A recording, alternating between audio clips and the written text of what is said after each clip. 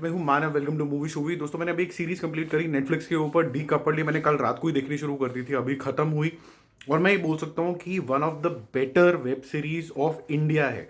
अब देखो, बहुत सारे मूर्खों को ये बिल्कुल भी समझ में आने वाला नहीं है, because you got to be really mature, you have to attain a certain level of wisdom to really understand this series. क्योंकि यहाँ पर जो कैरेक्टर्स लिखे गए हैं वो बहुत ज़्यादा टिपिकल हैं, सिनिकल हैं, और इनको समझने के लिए आपके अंदर वो लेवल की मेच्योरिटी होनी चाहिए ताकि आप समझ पाएं और आगे समझा भी पाएं।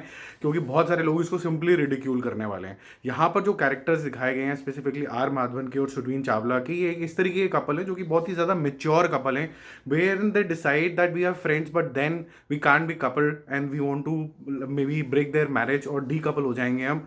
इंजॉय भी करेंगे, हम साथ भी रह रहे हैं, but their concern is their daughter कि रोहिणी शायद, जो कि अभी बस टीन एज के अंदर घुस रही है, वो इस बात को कैसे लेगी, क्या उसके ऊपर क्या प्रभाव पड़ेगा, यही सब है। और साथ ही साथ में हर एक कैरेक्टर की डीप डाइव करी जाती है। फॉर एग्जांपल आर माधवन का जो कैरेक्टर है, जो कि एक साउथ इंडियन है, आर्यन अय्यर, वो किस तरीके का एक टॉप शॉट बुक राइटर है, but at the same time he has a competition with Chetan Bhagat as well. और वो जो बैंटर है इन दोनों के बीच में, आपको बहुत ज़्यादा पसंद आने वाला है। जो भी लोग आपको ये बोलेंगे कि ये कॉमेडी है, ये बिल्कुल भी कॉमेडी नहीं है, it's a satire. Okay, satire और कॉमेडी के बीच में जिसको फ़र्क नहीं पता, वो वैसे भी इस पर्टिकुलर सीरीज को डिस्क्राइब कर नहीं पाएगा। किस तरीके से एक माधवन का कैरेक्टर, जो कि आर्या अय्यर है, वो सिनिकल है, वो इंटेलिजेंट है, वो witty in his own mind है, क्योंकि वो हर चीज़ को क्वेश्चन करता है। वो क्वेश्चन करता है इसलिए आपको वो चीज़ें विटी लगने लग जाती हैं। He is not trying to be comic. For example, वो किसी के साथ हैंडशेक क्यों नहीं करना चाहता है? Somebody who scratching their ass, why he is so concerned about that, why is so particular about time, all of that is very well explain. There are people in and around us जो इसी तरीके से behave करते हैं। और eight the same time उसकी बहुत ही successful wife, ये भी सक्सेसफुल है, उसकी वाइफ भी बहुत सक्सेसफुल है, जो कि एक इन्वेस्टर है, ठीक है, वेंचर कैपिटलिस्ट टाइप है।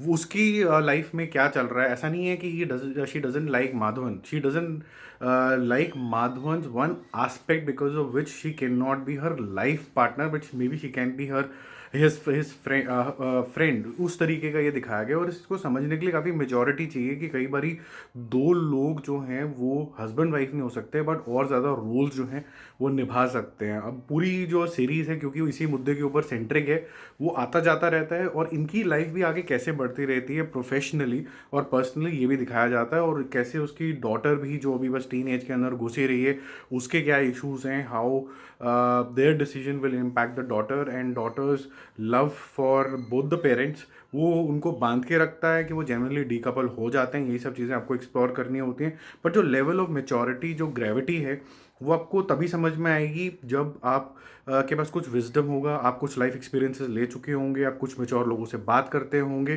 तभी आपको समझ में आएगा। नहीं तो आपको समझ में आएगा नहीं है, ये मेरा मानना है।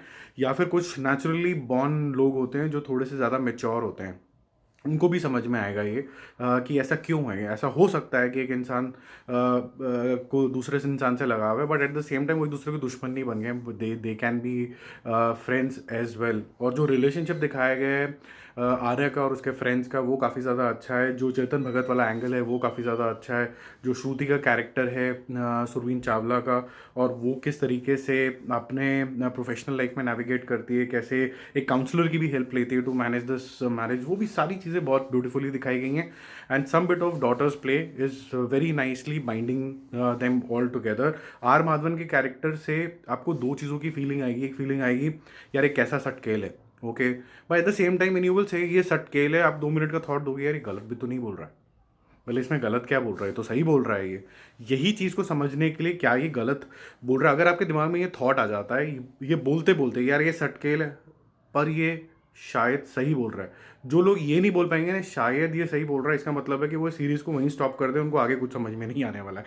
तो ऐसा सिंपल टेस्ट है ये टेस्ट में अगर आप क्वालिफाई करते हो, आप पहले सीन में ही जब वो एक दो वाली बेवकूफ़ वाली हरकतें करेगा, अपने इंटेलेक्चुअल चीज़ें दिखाएगा, और आपको लगेगा कि यस, बोल तो ये सही रहा है। अगर ये टेस्ट में अगर आप पास हो गए, पहला टिक मार्क लग गया, तो पूरी सीरीज देखना, you will thoroughly enjoy it.